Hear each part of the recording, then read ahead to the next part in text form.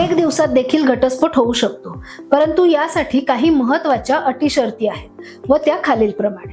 सर्वात पहिली अट म्हणजे पती व पत्नी हे दोघेही घटस्फोटासाठी तयार आहेत, तसेच त्यांच्या लग्नाला 1 वर्ष तरी झालेले असावे. 1 वर्षाच्या आत तुम्ही कुठल्याही प्रकारच्या घटस्फोटाचा अर्ज करू शकत नाही. जर तुमचे 1 वर्ष झाले असेल तर तुम्ही घटस्फोटासाठी योग्य त्या कोर्टामध्ये दावा दाखल करू शकता. जनरली म्युच्युअल घटस्फोटाचा दावा दाखल केल्यानंतर कमीत कमी 6 महिन्यांचा कालावधी लागतो, ज्याला कायद्याच्या भाषेत कूलिंग ऑफ पिरियड असे म्हटले जाते. या 6 महिन्यामध्ये कोर्टातर्फे नेमलेले समुपदेशक हे दोन्ही पक्षांमध्ये समुपदेशन करून पुन्हा संसार जुळतोय का किंवा तुमच्यातली भांडणे कमी होत आहेत का असे प्रयत्न करतात. परंतु हे न झाल्यास घटस्फोट दिला जातो. मात्र लक्षात घ्या, 2017 मध्ये अमरदीप सिंग वर्सेस हरविंदर कौर या केसमध्ये सर्वोच्च न्यायालयाने हा 6 महिन्यांचा कूलिंग ऑफ पिरियड रद्द करण्याचे आदेश दिले होते. परंतु असे देखील सांगितले की 6 महिने थांबायचा पिरियड हा सरसकट सगळ्याच केसमध्ये रद्द होणार नाही. हा रद्द करायचा की नाही करायचा हे स्वतः न्यायाधीश ठरवतील, म्हणजेच कोर्टाकडे डिस्क्रिएशनरी पॉवर दिली होती. याचे कारण असे की अनेकदा पक्षकारांना दुसरे लग्न करायचे असते किंवा कुठे फॉरेनला जायचे असते, कुठे नोकरीसाठी प्रश्न उद्भवत असतो आणि फक्त डेड मॅरेज असल्यामुळे पार्टनरची कन्सेंट लागते आणि ती नाही. त्याचप्रमाणे घटस्फोटाचा एक कागद देखील नाही, म्हणून भविष्यातल्या अनेक अपॉर्च्युनिटीजला नाही म्हणावं लागतं.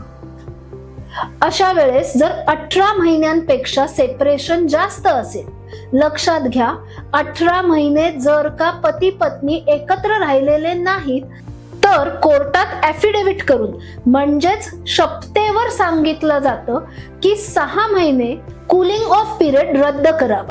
पुढे 2023 मध्ये देखील शिल्पा शैलेश विरुद्ध वरुण श्रीनिवास या जजमेंट मध्ये देखील सुप्रीम कोर्टाने हा 6 महिन्यांचा कूलिंग ऑफ पिरियड रद्द करण्याबाबत काही महत्त्वाच्या गाईडलाईन्स दिल्या आहेत, ज्यामध्ये सुप्रीम कोर्टाने स्पष्ट सांगितले आहे की 6 महिन्यांचा पिरियड हा रद्द करायचा की नाही हे प्रत्येक केसच्या फॅक्ट्सवर आणि सिच्युएशनवर डिपेंड करते.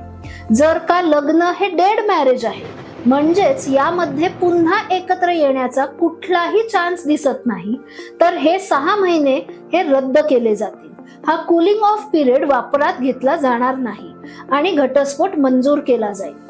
याची न्यायालयीन प्रक्रिया अशी आहे की पक्षकारांनी म्युच्युअल कन्सेंट डिवोर्स दाखल करावा व ज्या दिवशी तुम्ही हा म्युच्युअल कन्सेंट डिवोर्स दाखल करणार आहात त्या दिवशी तुमचा 18 महिन्यांचा सेपरेशन पिरियड पूर्ण झालेला असावा. यानंतर दोन्ही पक्षकारांना कंपल्सरी समुपदेशन करावे लागेल, म्हणजेच कोर्टामध्ये समुपदेशनासाठी हजर राहावे लागेल. या समुपदेशनाचा रिपोर्ट हा निगेटिव्ह येतो, म्हणजेच समुपदेशकांना दोघांनाही घटस्फोट घ्यायचा आहे हे नक्की आहे हे सांगावे लागते. जेव्हा समुपदेशनाचा रिपोर्ट निगेटिव्ह जातो त्याच दिवशी तुमच्या वकिलांनी 6 महिने रद्द करावेत असा अर्ज कोर्टापुढे करावा, पुराव्याचे प्रतिज्ञापत्र दाखल करावे आणि त्याच दिवशी कोर्ट तुम्हाला घटस्फोट मंजूर करू शकतो. इथे लक्षात ठेवण्याचे मुद्दे म्हणजे 1. दोन्ही पक्ष घटस्फोटासाठी तयार असावेत आणि दुसरा मुद्दा, दोघांमध्ये कमीत कमी 18 महिन्यांचे सेपरेशन असावे. अशा न्यायालयीन प्रक्रियेच्या सखोल माहितीसाठी आमचे चॅनल लाईक करा, सबस्क्राईब करा व तुम्हाला या प्रक्रिया संदर्भातील काही प्रश्न असतील तर ते आम्हाला कमेंट बॉक्समध्ये नक्की कळवा. तुम्हाला काही कायदेशीर समस्या असतील आणि थेट आमच्याशी बोलायचे असल्यास डिस्क्रिप्शन बॉक्समध्ये दिलेल्या व्हॉट्सअप नंबरवर मेसेज करा व आमची अपॉइंटमेंट घ्या.